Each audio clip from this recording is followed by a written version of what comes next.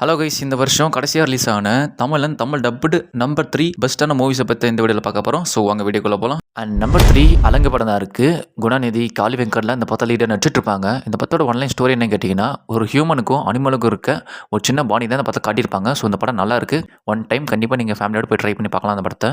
And number 2 Marco படம் தான் இருக்குது. இந்த படத்தில் வந்து உன்னி முகுந்தன் தான் லீடர் நடிச்சிட்டு இருப்பாரு. இந்த படம் பார்த்தீங்கன்னா ஒரு ரிவெஞ்ச் ஸ்டோரி தான். பட் ஆனால் இந்த படம் ஃபுல் அண்ட் ஃபுல் ஒரு வயலன்ஸான மூவி, ரொம்ப வயலன்ஸ் அண்ட் ப்ரூட்டலான மூவி. ஸோ இந்த படம் பார்த்தீங்கன்னா இப்போ தேட்டரில் சக்ஸஸ்ஃபுல்லாக ரன் ஆகிட்டு இருக்கு. இந்த படத்தை ஃபேமிலியோட போய் தேட்டரில் பார்க்க முடியாது. வேணா ஃப்ரெண்ட்ஸோட போய் ஒன் டைம் இந்த படத்தை கண்டிப்பாக தேட்டரில் நீங்கள் ட்ரை பண்ணலாம்.